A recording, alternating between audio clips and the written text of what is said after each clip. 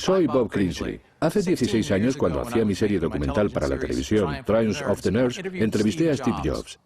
Eso fue en 1995. 10 años antes, Steve había dejado Apple tras una dura pugna por el liderazgo con John Sculley, el consejero delegado que él mismo había traído a la compañía. Cuando hicimos la entrevista, Steve dirigía Next, la empresa que fundara aprovechando un nicho de mercado tras dejar Apple.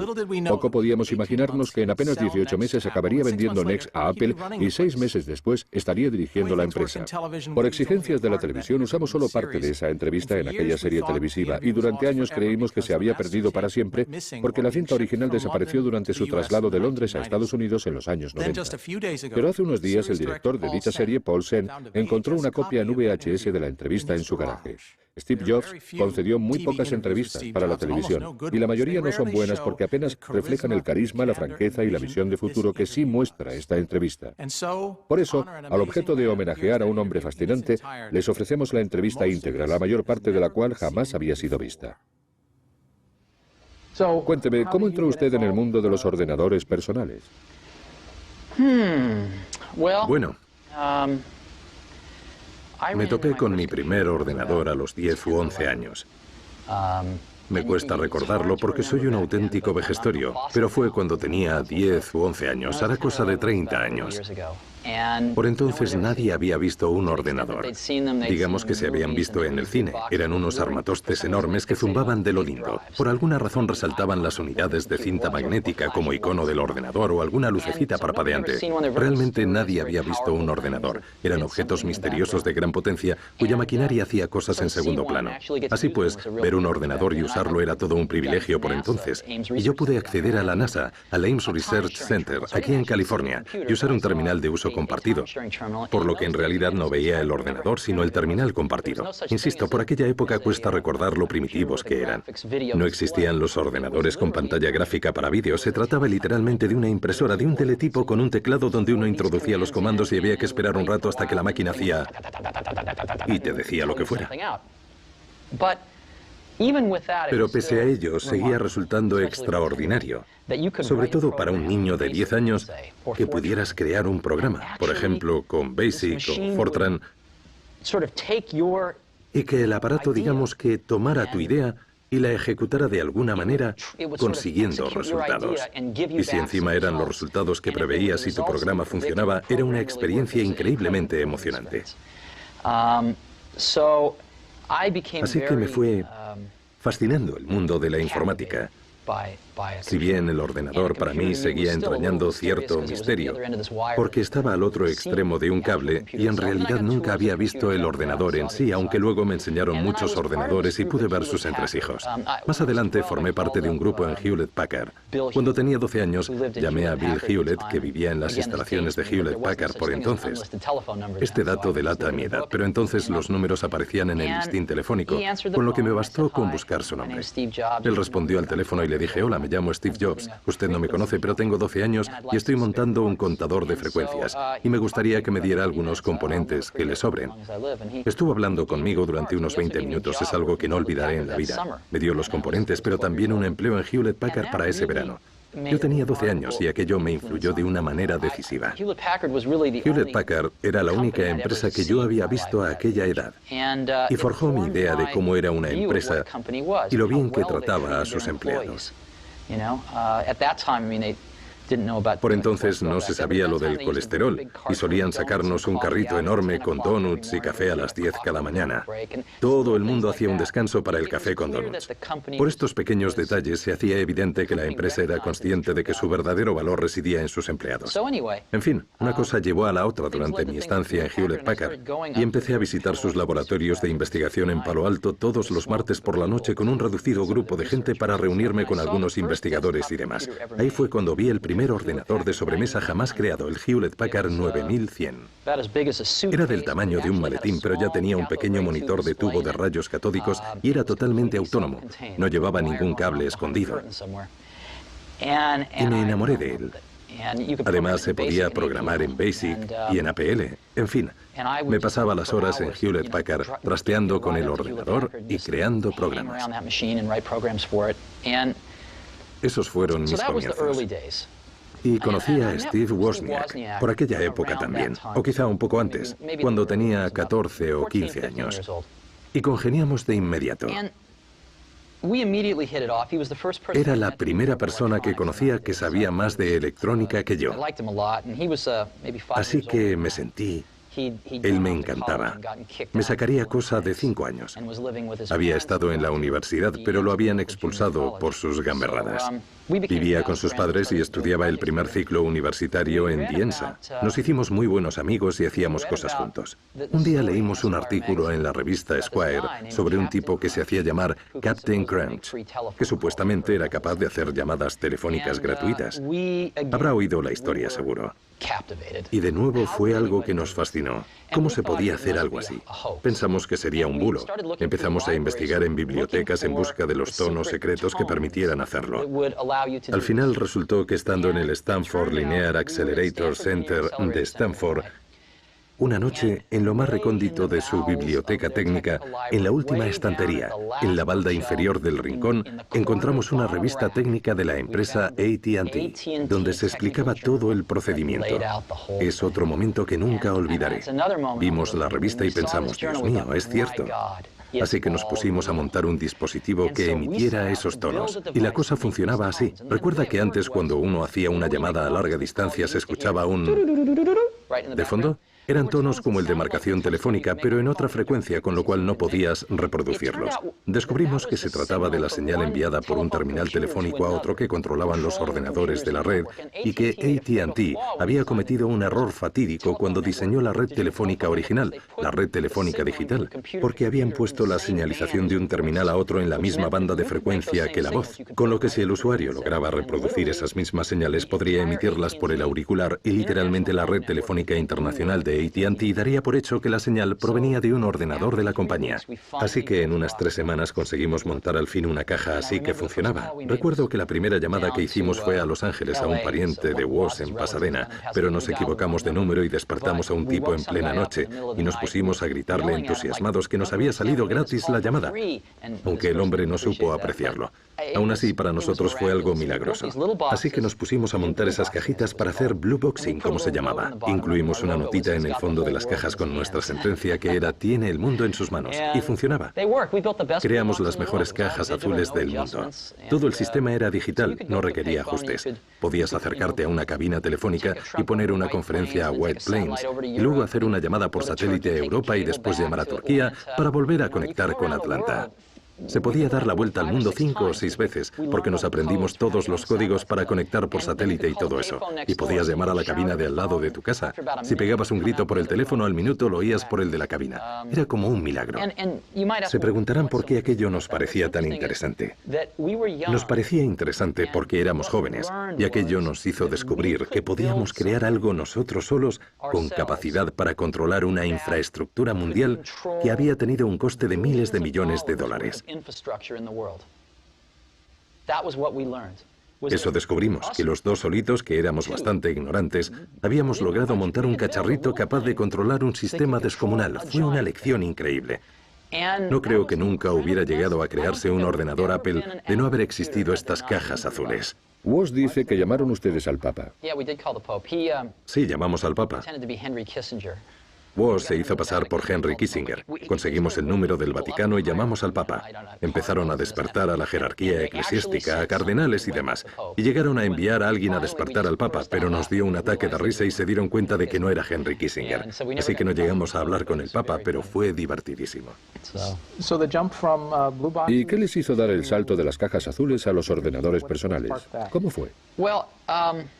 Bueno, la necesidad, en el sentido de que disponíamos de ordenadores de uso compartido y había una empresa dedicada a esto en Mountain View que nos permitía usarlos gratuitamente.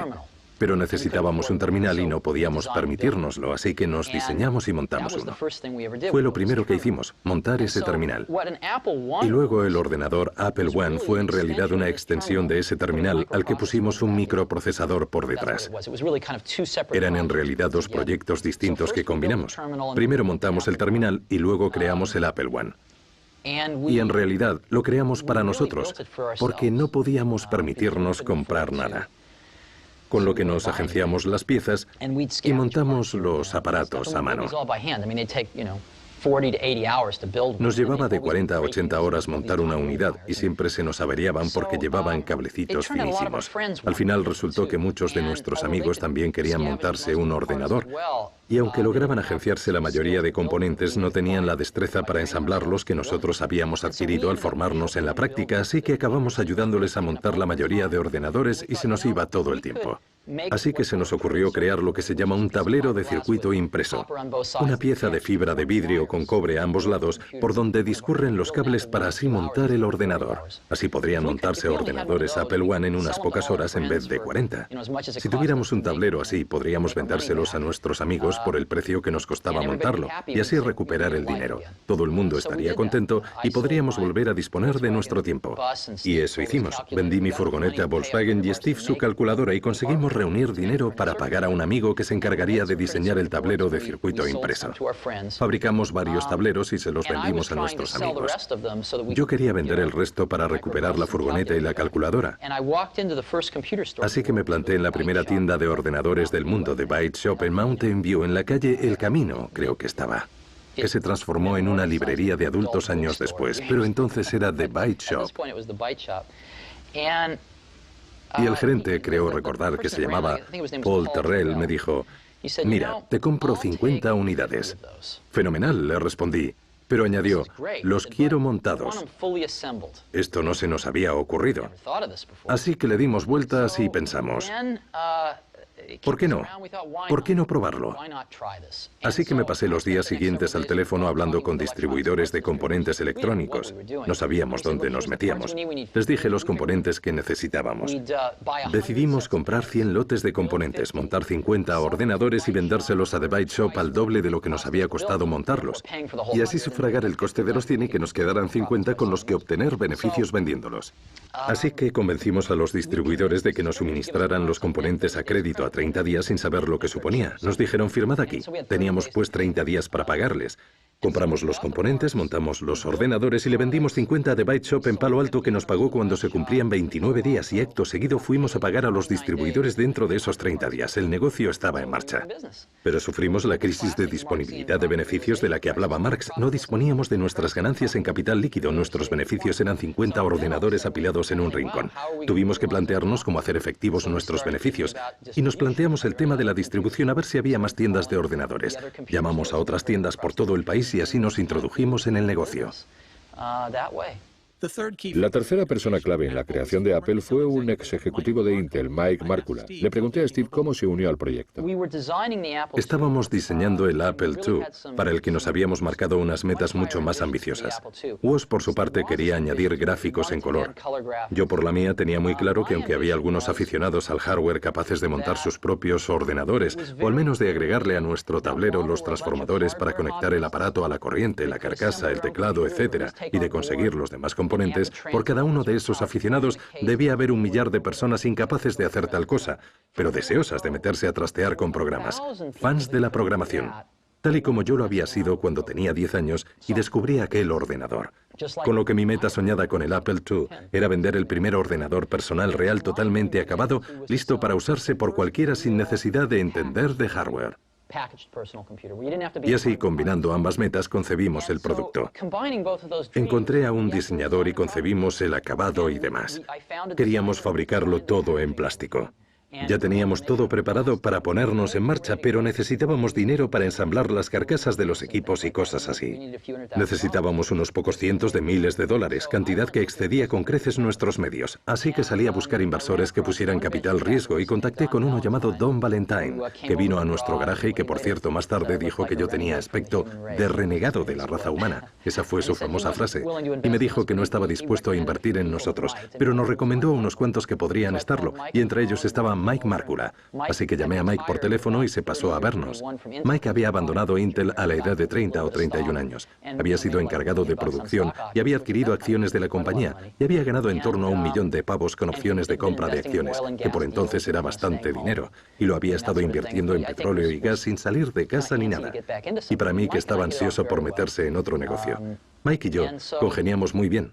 Pues bien, Mike nos dijo que estaba dispuesto a invertir pasadas unas semanas, pero entonces le dije, no queremos tu dinero, sino a ti. Y convencimos a Mike de que se embarcara con nosotros en calidad de socio paritario. Así que Mike aportó dinero y se unió a nosotros, y los tres nos pusimos en marcha.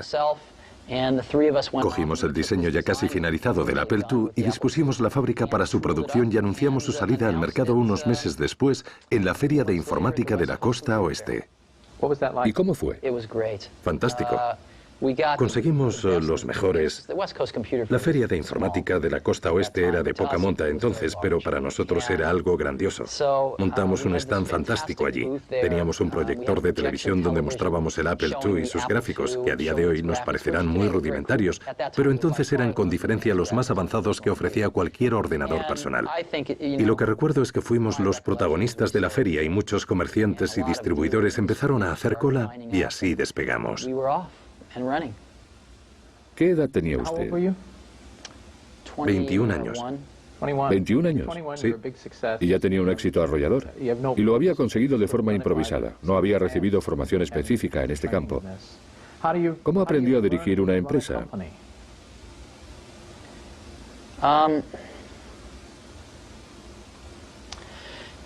¿Sabe? A lo largo de años en el negocio me di cuenta de algo, de que siempre que preguntaba a la gente por qué hace tal cosa, la respuesta invariablemente era, pues porque se hace así. Nadie sabe por qué hace lo que hace, nadie se plantea a fondo las cosas en el contexto empresarial. Eso descubrí. Le pondré un ejemplo.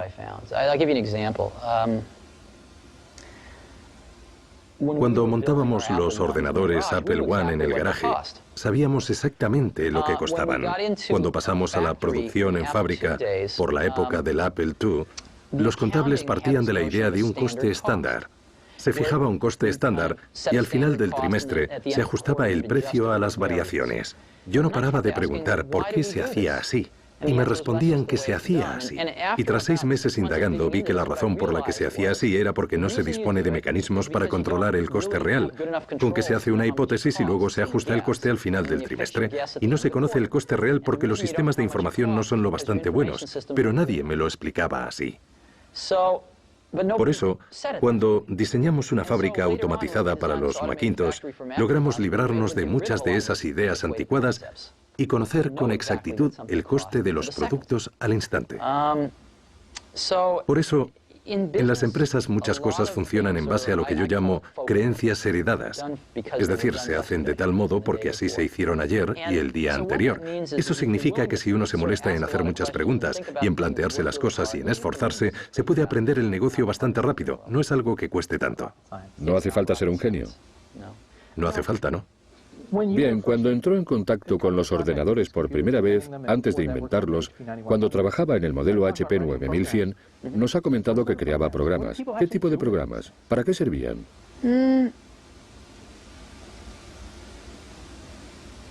Verá, lo que hacíamos con ellos.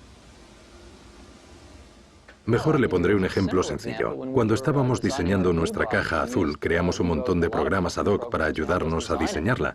Programas que nos hacían gran parte del trabajo sucio, como calcular las frecuencias maestras con subdivisores para obtener otras frecuencias y cosas así. Nos valimos bastante del ordenador para calcular el margen de error que podíamos obtener en las frecuencias y cuánto podía tolerarse. Así que los usábamos en el trabajo, pero lo más importante es que no se trataba de usarlos para asuntos prácticos, sino de utilizarlos y que fueran un reflejo del proceso mental para que nos enseñaran a pensar. Lo más valioso de aprender. Creo que todo el mundo en este país debería aprender a programar ordenadores. Debería aprender un lenguaje de programación porque te enseña a pensar. Es como ir a la facultad de Derecho. No creo que cualquiera deba ser abogado. Pero estudiar Derecho nos resultaría útil a todos porque te enseña a pensar de cierta manera. Lo mismo que programar ordenadores te enseña a pensar de otro modo. Así que yo veo la informática como un arte liberal. Debería ser algo que aprendiera todo el mundo, al que dedicaran un año de su vida, que una asignatura fuera aprender a programar. Ya, pero yo aprendí APL y es una de las razones por las que voy por la vida dando tumbos. Ya, pero si echa la vista atrás, ¿lo considera o no una experiencia enriquecedora que le enseñó a pensar de un modo distinto? Pues no pienso eso especialmente. Vale. Otros lenguajes quizá más, pero empecé con el APL. Como decíamos, obviamente, el Apple II tuvo un éxito tremendo. Sí. Tuvo un éxito increíble. Y la empresa subió como la espuma y finalmente salió a bolsa y ustedes se hicieron muy ricos. ¿Qué siente uno al hacerse rico? Es muy interesante. Pagaban por mí algo más de $1 millón cuando tenía 23 años, más de 10 millones cuando tenía 24 y más de 100 millones cuando tenía 25. Y no le di mayor importancia, porque nunca me dediqué a esto por dinero.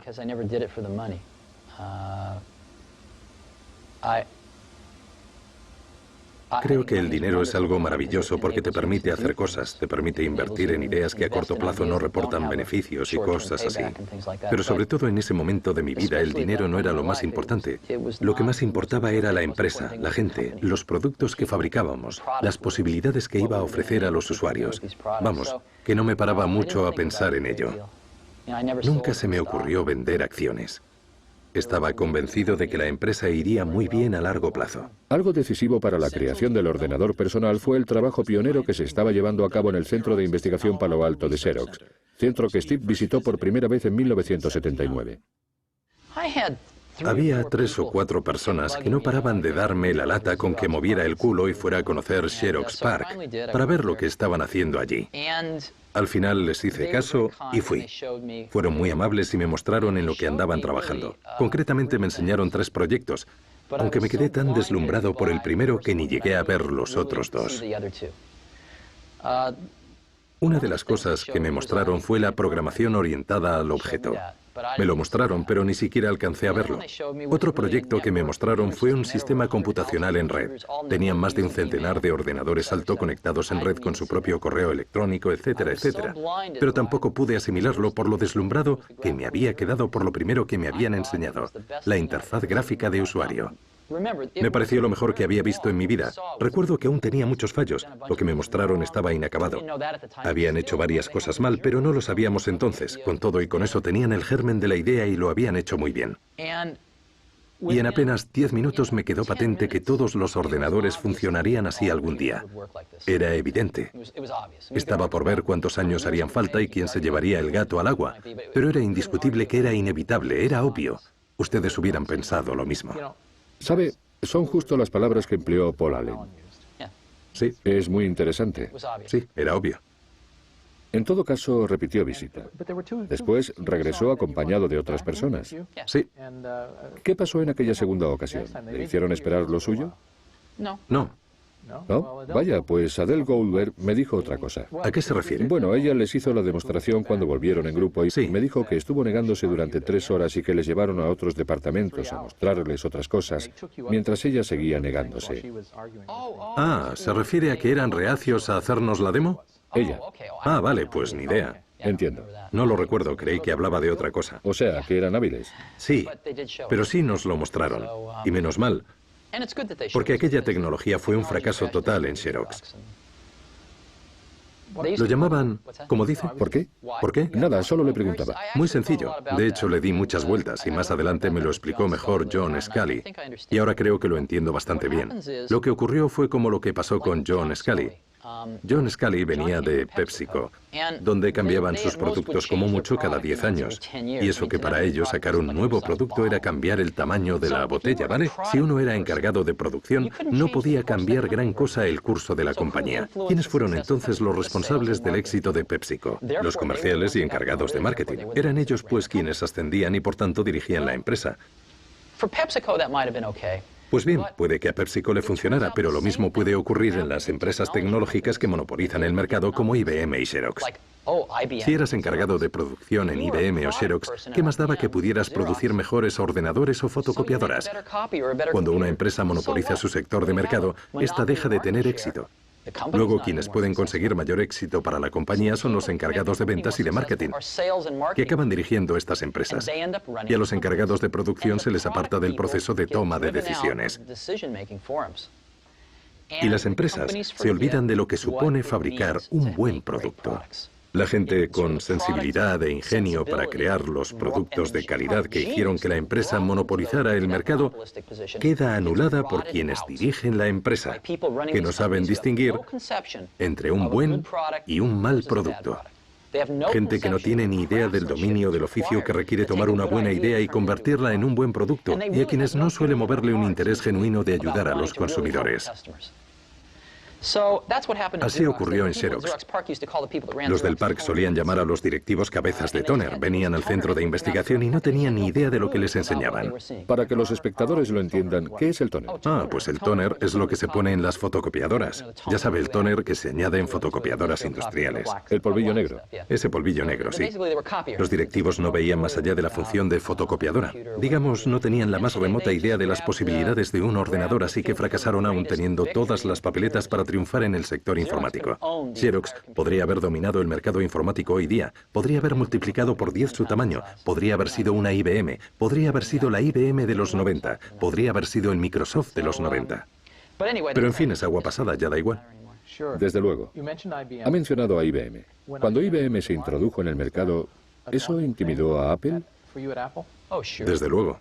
Es decir, por un lado estaba Apple, una empresa valorada en $1.000 millones, y por otro IBM, por entonces valorada en unos $30.000 millones, que se disponía a introducirse en el mercado. Claro que nos asustó, no era para menos. Aunque cometimos un error garrafal. El primer producto que sacó IBM era malo, realmente pésimo, y nosotros cometimos el error de no darnos cuenta de que había mucha gente interesada en ayudar a IBM a mejorar su producto.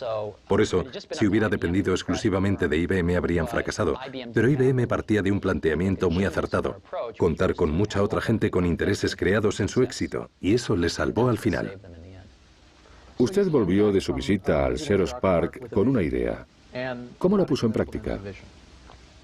Pues reuní a nuestros mejores empleados y les puse a trabajar en ello. El problema era que habíamos contratado a un grupo de gente de Hewlett Packard y no acababan de entender la idea.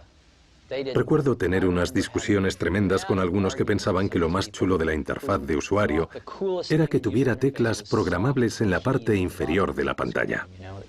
No concebían lo que era una fuente de espaciado proporcional o un ratón. De hecho, recuerdo una discusión. Me gritaban que nos llevaría 5 años diseñar un ratón y que cada uno nos costaría $300. Al final me harté, salí y di con la empresa David Kelly Design. Les pedí que me diseñaran un ratón y en 90 días teníamos un ratón cuya producción nos salía por 15 pavos y de una fiabilidad increíble. Me di cuenta de que, en cierto modo, Apple no contaba con gente capacitada para entender la idea que me proponía en muchos sentidos.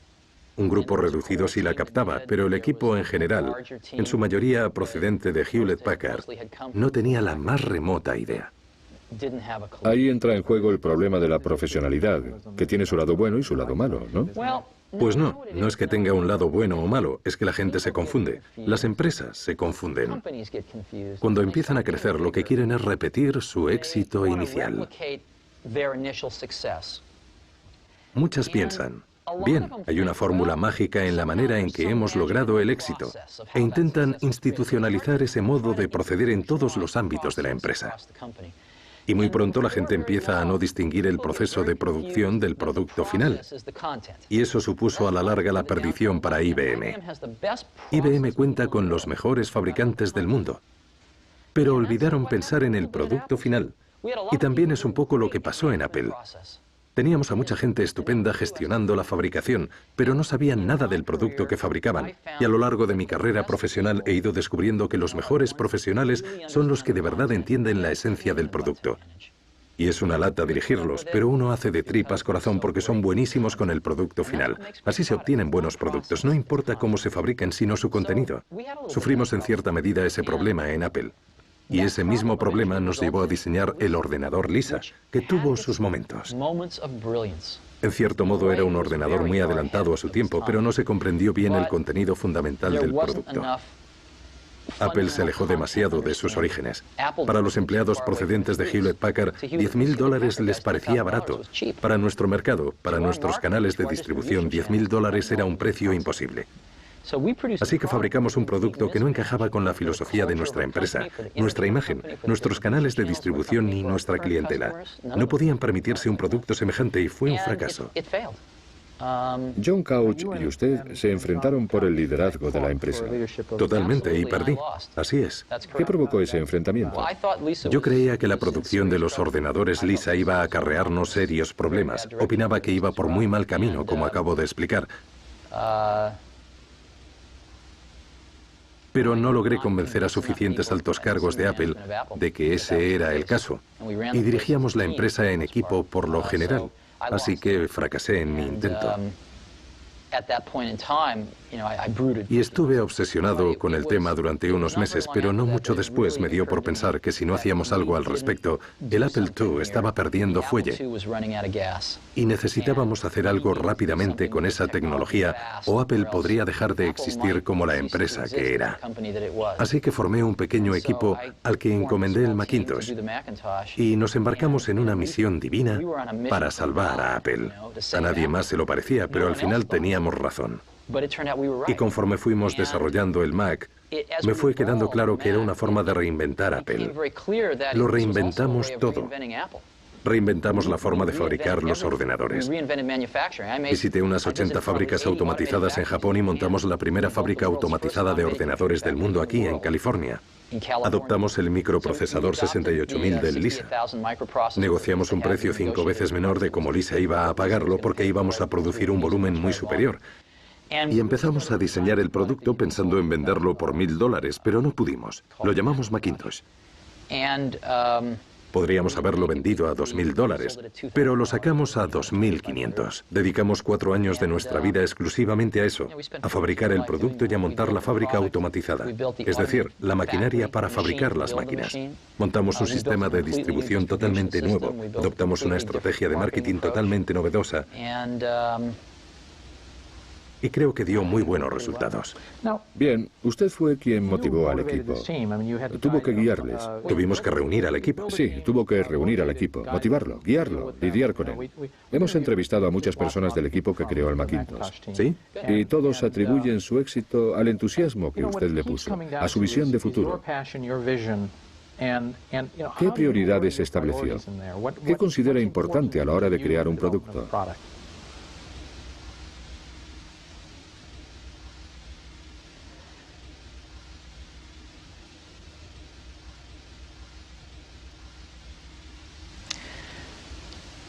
Verá,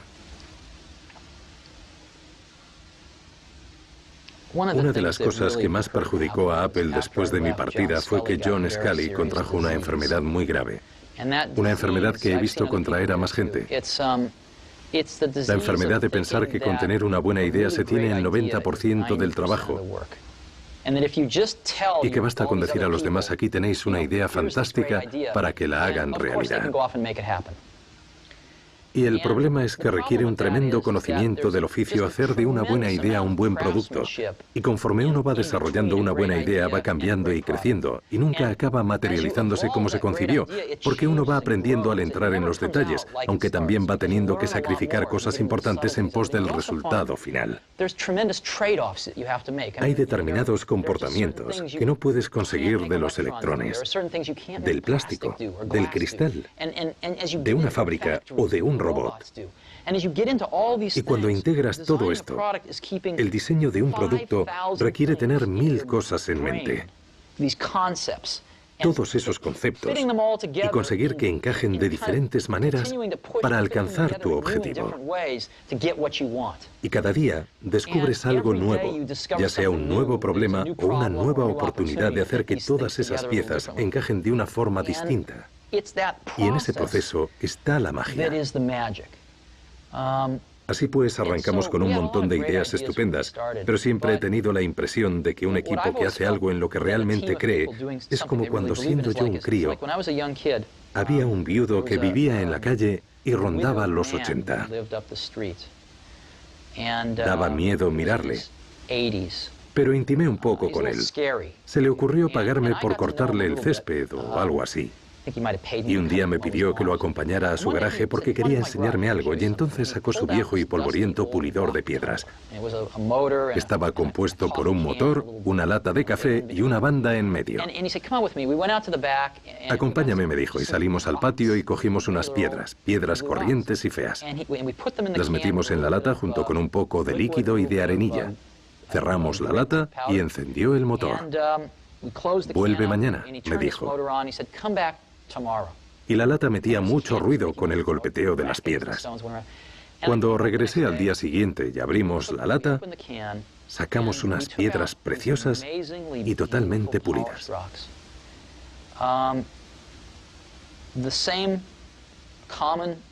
Las mismas piedras comunes que habíamos metido, al friccionar entre sí, y tras tanto ruido, salieron como preciosas piedras pulidas.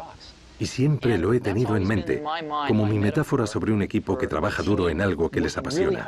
Es gracias al equipo de esa gente con tanto talento que al chocar unos con otros, discutir y pelearse a veces armando jaleo, al trabajar juntos, se pulen entre sí y pulen las ideas. Y como resultado, se obtienen estas piedras tan bonitas. Así que es difícil de explicar, y desde luego no es fruto del trabajo de una sola persona. O sea, a la gente le gustan los símbolos, y yo soy un símbolo de ciertas cosas. Pero desde luego el Mac fue un trabajo en equipo.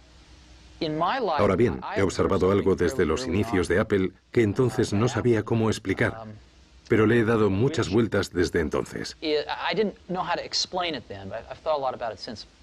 Para la mayoría de las cosas, el rango dinámico entre la media y lo mejor es como mucho de 2 a 1.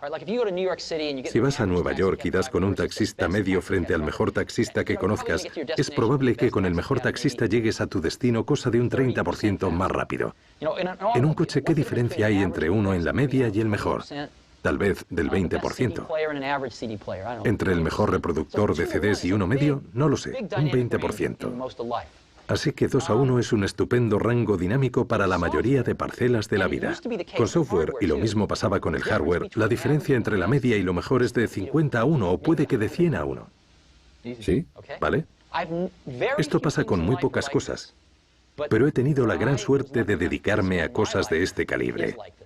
Así que he construido gran parte de mi éxito a base de dar con esta gente verdaderamente talentosa y no conformándome con jugadores de segunda y tercera, sino apostando por los jugadores de primera.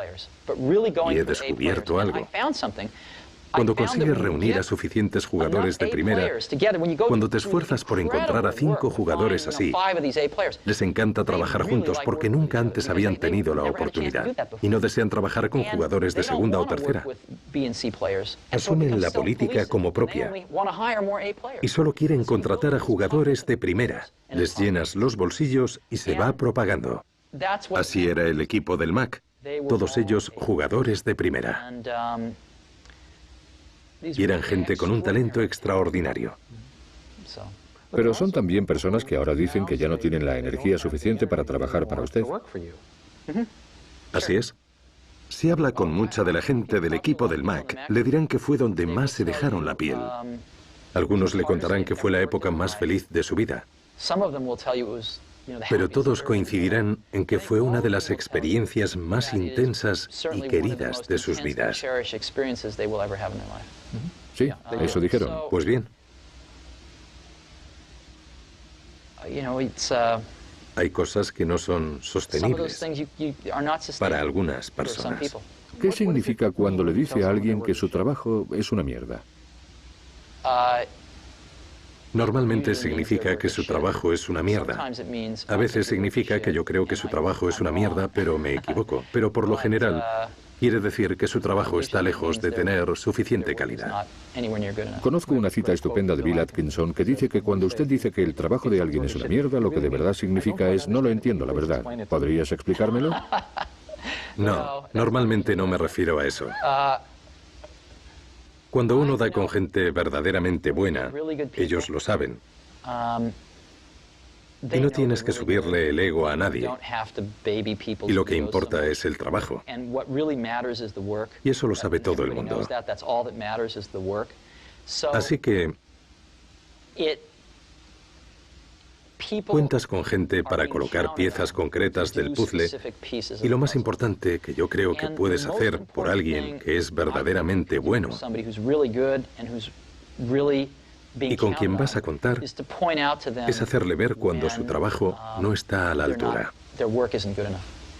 Y hacerlo de una forma muy clara, indicándole el porqué para que lo subsane. Y has de hacerlo de manera que no comprometas tu confianza en sus capacidades, pero sin dejar demasiado lugar a que pueda interpretarse que no está haciendo un trabajo lo suficientemente bueno para conseguir los objetivos del equipo. Y eso es muy complicado. Yo siempre lo he abordado de manera muy directa. Y creo que si habla usted con alguien que haya trabajado conmigo, a los buenos de verdad, les ha parecido muy beneficioso. Otros lo han detestado. Pero también soy una persona a la que le da igual tener o no razón. Solo me importa el éxito. De modo que dará con mucha gente que le dirá que soy muy terco. Pero si me presentan pruebas de lo contrario, 5 minutos después he cambiado totalmente de opinión porque yo soy así. No me importa equivocarme. Y lo reconozco con frecuencia, no me importa. Lo que me importa es que hagamos lo correcto. ¿Cómo y por qué Apple optó por la autoedición que se convertiría en la aplicación más potente del Mac? No sé si lo sabe, pero nos enviaron la primera impresora láser Canon a Apple en Estados Unidos y la acoplamos a un ordenador Lisa que escaneaba hojas antes que nadie, mucho antes que HP o Adobe. Pero alguno que otro me decía, oye, están en este taller los que dejaron Xerox PARC, deberías ir a verlos. Y al final fui a visitarlos y vi lo que estaban haciendo, que era mejor que lo que estábamos haciendo nosotros. E iban a convertirse en una compañía de hardware. Querían fabricar impresoras y esas cosas, pero les convencí para dedicarse al software. Y al cabo de 2 o 3 semanas habíamos cancelado nuestro proyecto interno y un montón de gente quiso matarme por ello, pero lo hicimos. Firmé una especie de acuerdo con Adobe para usar su software y compramos el 19,9% de Adobe en Apple. Ellos necesitaban financiación y nosotros queríamos control. Nos pusimos en marcha y así conseguimos los motores de Canon. Diseñamos el primer controlador para impresora láser en Apple y les compramos el software a Adobe e introdujimos la impresora láser. Pero nadie en la empresa quería que lo hiciéramos, salvo unos cuantos del grupo del Mac. Todos pensaban que una impresora de $7.000 era una locura. Lo que no entendían era que podías compartirla a través de Apple Talk. O sea, entendían el concepto intelectualmente, pero no con el corazón, porque lo último de precio elevado que intentamos vender fue el Lisa. Así que lo sacamos adelante, aunque tuve que pasar por encima de varios cadáveres, y fue la primera impresora láser del mercado, como sabrán, y el resto ya es historia. Cuando dejé Apple, era la mayor compañía de impresoras en cuanto a ingresos de todo el mundo. Por desgracia, perdió esta distinción en favor de Hewlett Packard 3 o 4 años después de marcharme. Pero cuando me fui, era la primera empresa de impresoras del mundo. ¿Contemplaban ustedes incluir la autoedición? ¿Estaba cantado? Pues...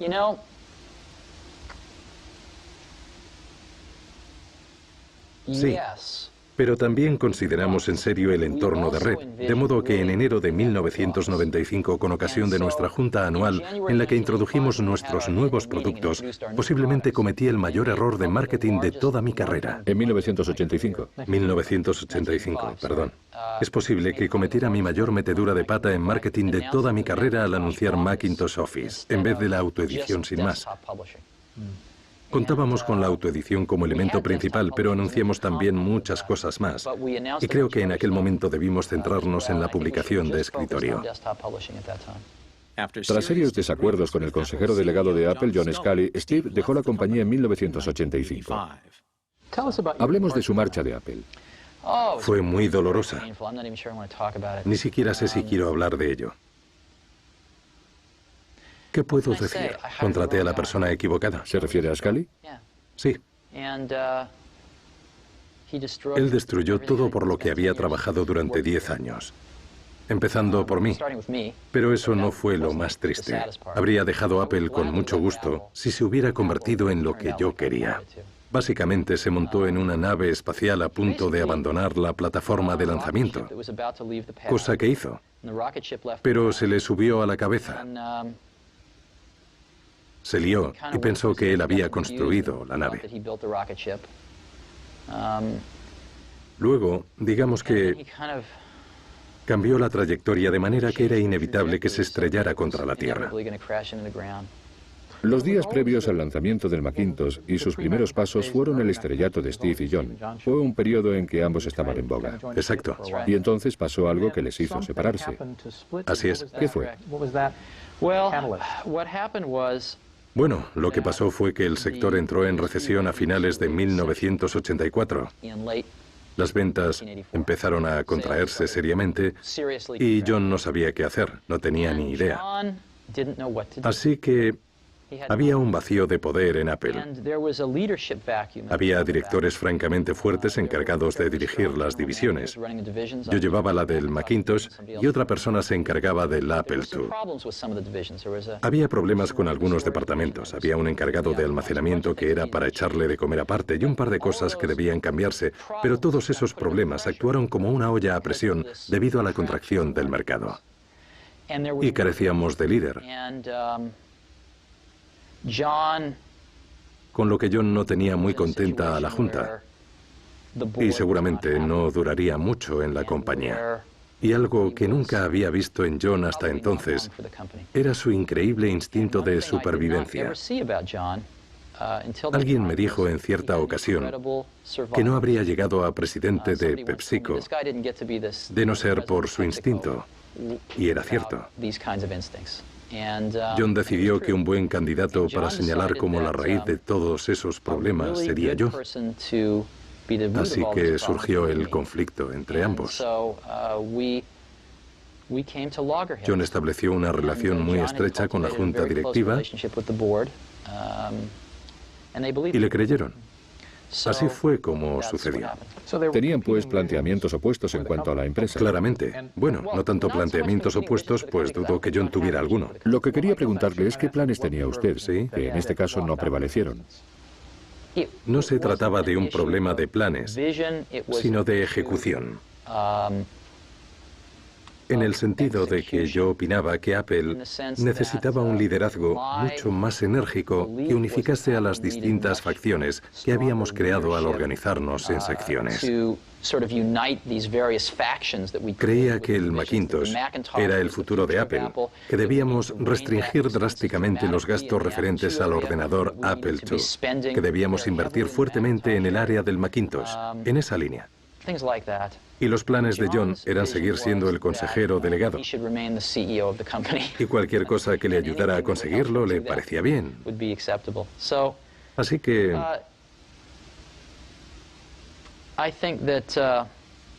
en mi opinión, Apple estaba paralizada a principios de 1985. Y yo no estaba capacitado por entonces, no lo creo, para dirigir la empresa en general. Yo tenía 30 años y no tenía suficiente experiencia como para dirigir una empresa valorada en $2.000 millones. Y lamentablemente John tampoco. Pero en fin, se me comunicó de una manera inequívoca que no había trabajo para mí allí. Aquello fue muy trágico. Como desterrarle a Siberia. Sí, habría sido mucho más inteligente que Apple me hubiera dejado trabajar en el siguiente proyecto. Me ofrecí voluntario, les propuse montar una unidad de investigación. Les dije, dadme unos cuantos millones de pavos al año y contrataré a gente estupenda e inventaremos la próxima genialidad. Pero me respondieron que no era posible. Vaya. Así que me quitaron mi despacho. Bueno, me voy a emocionar si seguimos hablando de esto. Pero en fin, eso es lo de menos. Yo solo soy uno más en la empresa, así que eso no es lo importante. Lo importante fue que en los siguientes años, los valores de Apple serían sistemáticamente destruidos. Seguidamente pregunté a Steve qué pensaba sobre la situación de Apple. Recuerden que esto se grabó en 1995, un año antes de que Steve se reincorporara a Apple. Recuerden también que cuando Apple adquirió NeXT, un año después de esta entrevista, Steve vendió de inmediato las acciones de Apple que había recibido como parte del acuerdo de venta. Apple está agonizando. Sufre la agonía de una muerte dolorosa. Va camino de su extinción. Y ello se debe a que cuando salí de Apple, llevábamos una ventaja de 10 años a las demás empresas del sector. El Macintosh iba 10 años por delante. Vimos como a Microsoft le costó 10 años ponerse al día, y la razón por la que pudieron ponerse al mismo nivel fue que Apple no avanzó. El Macintosh que se vende hoy es un 25% distinto a como cuando yo me fui. Se han gastado cientos de millones de dólares en I+D. Probablemente un total de 5.000 millones de dólares en I+D. ¿Y qué han logrado? No lo sé, pero fue... Lo que ocurrió fue que de algún modo las iniciativas para hacer avanzar a la empresa y crear nuevos productos se desvanecieron. Y creo que muchos buenos profesionales aguantaron allí un tiempo, pero no tenían ocasión de unirse para promoverlas porque no había liderazgo. Por eso lo que ha pasado con Apple ha sido que se ha quedado atrás en muchos aspectos, sin duda en cuota de mercado, y lo que es más importante, su distinción se ha visto mermada por Microsoft. De modo que ahora lo que tienen es una base asentada que no crece, sino que disminuye lentamente, aunque aún les proveerá de buenos ingresos durante varios años, si bien van cuesta abajo irremediablemente.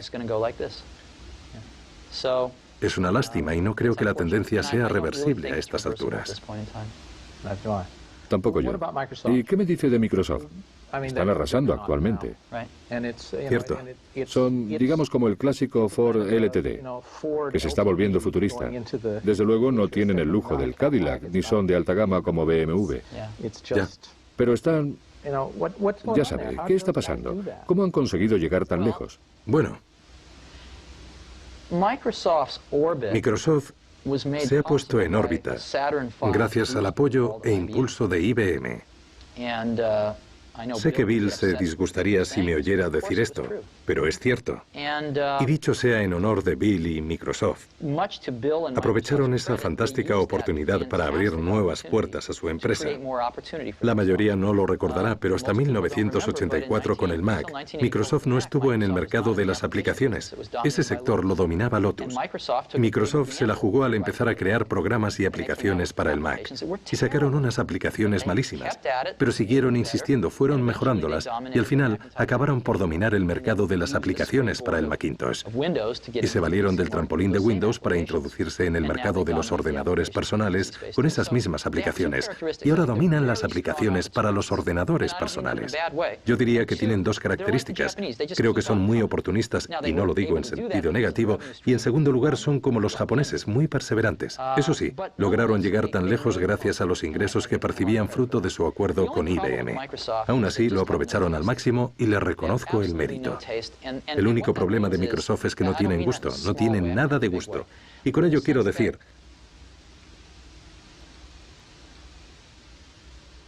no me refiero a los detalles, sino en un sentido más amplio, en el sentido de que no buscan ideas originales ni enriquecen culturalmente sus productos. Se preguntarán por qué es importante. Por ejemplo, la idea de usar fuentes de espaciado proporcional se sacó de leer manuales de composición tipográfica y analizar libros de gran belleza. De ahí se sacan las ideas. De no haber sido por el Mac, Microsoft nunca habría ofrecido estas características en sus productos. Por eso supongo que me entristece, no el éxito de Microsoft. Eso no me supone ningún problema, se lo han ganado en general. Lo que me supone un problema es que se limitan a fabricar productos de tercera categoría. Fabrican productos sin alma, fabrican productos sin un espíritu educativo, son productos muy prosaicos y lo más triste es que la mayoría de los clientes que los compran tampoco tienen mucho ánimo de ilustrarse.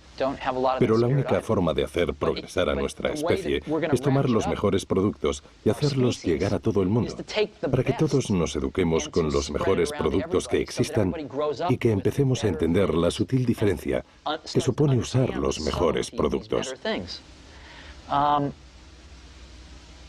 Y en ese sentido, Microsoft es como el McDonald's. Y eso es lo que me entristece, no que Microsoft haya salido triunfante, sino que sus productos no hagan alarde de más perspicacia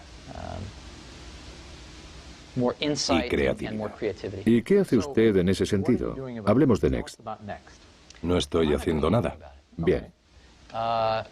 Porque Next es una empresa demasiado pequeña para poder hacer nada al respecto.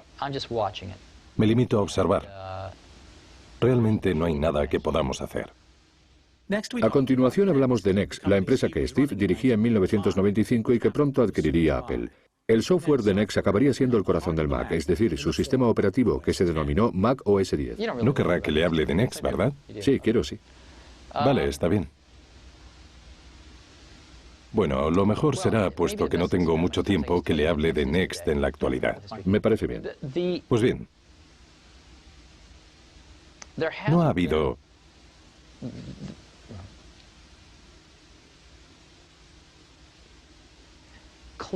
Claramente, la mayor innovación en el sector informático se está produciendo en estos momentos en el ámbito del software, pero no se ha producido un cambio revolucionario en la forma que tenemos de crear el software. Eso es... Disculpe. La innovación en nuestro sector está en el software, pero nunca se ha producido un cambio revolucionario en la forma de crear software, no en los últimos 20 años. De hecho, ha ido a peor. Si bien el Macintosh supuso un cambio revolucionario para el usuario final, al haberse simplificado mucho su uso, supuso lo contrario para los programadores. Ellos pagaron el pato, cada vez se complicaba más la creación de software para simplificar su uso por el usuario final. Así pues, los programas se cuelan en todo lo que hacemos hoy en día. En las empresas el software es una de sus armas más potentes y competitivas. Hubo una pugna empresarial por el programa Amigos y Familiares en la última década. ¿Y en qué consistió? La idea era brillante. Un programa de tarificación telefónica a medida del cliente. La empresa AT&T no reaccionó en 18 meses, perdiendo una cuota de mercado por valor de miles de millones de dólares que conquistó la empresa MCI. No por torpeza, sino porque no conseguían crear el programa para facturar a medida del cliente. Así pues, de esta forma y de otras formas más nimias, el software está adquiriendo una fuerza increíble en este mundo, ya sea para ofrecer nuevos bienes y servicios a la gente a través de Internet o lo que sea. El software abrirá muchas puertas en nuestra sociedad. Nos hemos apropiado de otra de esas ideas brillantes y originales que me enseñaron en el Xerox PARC en 1979, pero que no acabé de entender bien entonces. O sea, la tecnología de programación orientada a objetos. La hemos perfeccionado y comercializado aquí, convirtiéndonos en sus mayores proveedores en el mercado. Y esta tecnología orientada a objetos te permite crear programas 10 veces más rápidos y es mejor. En fin, eso hacemos. Tenemos una empresa entre pequeña y mediana de tamaño y somos los mayores proveedores de programas orientados a objetos. Somos una empresa con un valor de 50 a 75 millones de dólares con unos 300 empleados y a eso nos dedicamos. Para terminar el tercer programa abordamos el futuro de la informática por petición expresa de Channel 4. ¿Cómo no? Y por eso quería preguntarle cómo ve usted el futuro dentro de 10 años de esta tecnología que están perfeccionando.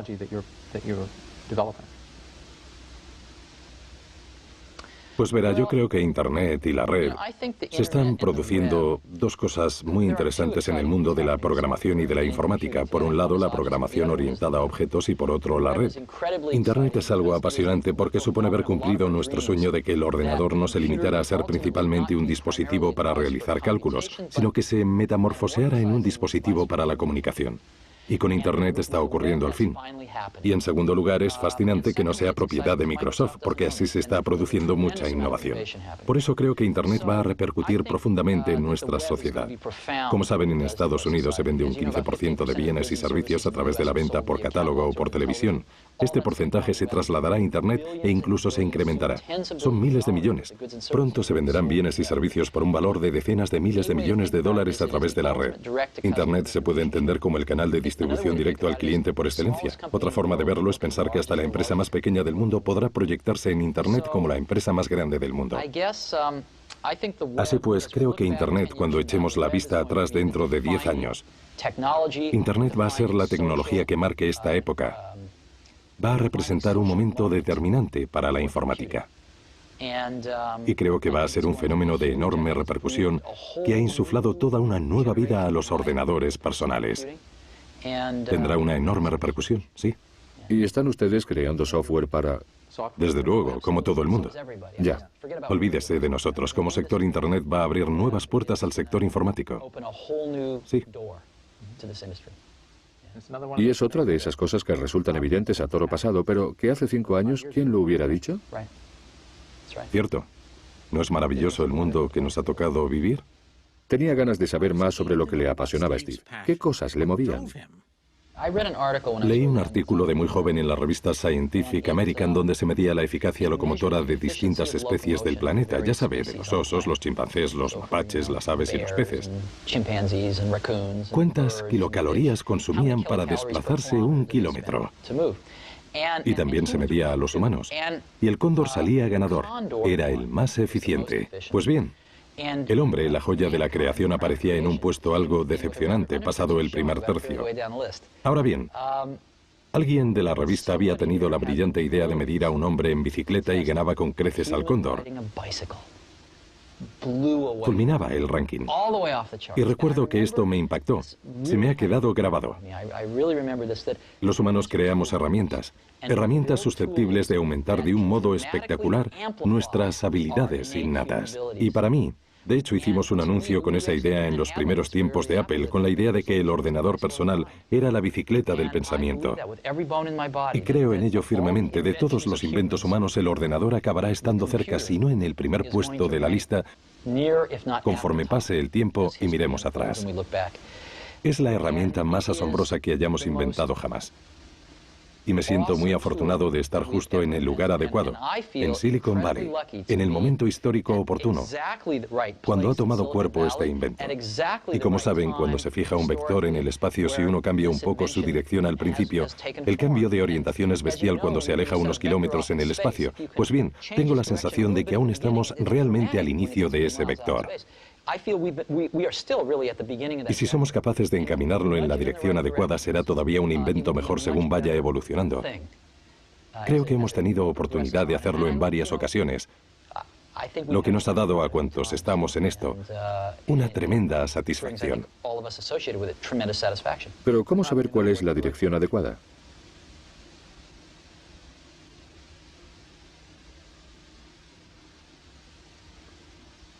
Verá, en última instancia, se trata de una cuestión de gusto. Se trata de tener gusto. Se trata de intentar empaparte de las mejores cosas que ha hecho la humanidad y seguidamente tratar de aportarlas a lo que tú haces. Picasso solía decir que los buenos artistas copian, los genios roban. Y a nosotros nunca nos ha dado vergüenza robar buenas ideas. Creo que en parte lo que ha hecho que el Macintosh sea un producto excepcional es que han trabajado en su desarrollo músicos y poetas, y pintores y zoólogos e historiadores, que además, casualmente, eran los mejores informáticos del mundo. Sin la informática, toda esta gente se habría dedicado a hacer otras cosas increíbles en la vida, en otros campos. Esta gente le ha aportado, todos le hemos aportado a este proyecto un aire de producto que fomenta la transmisión de conocimientos.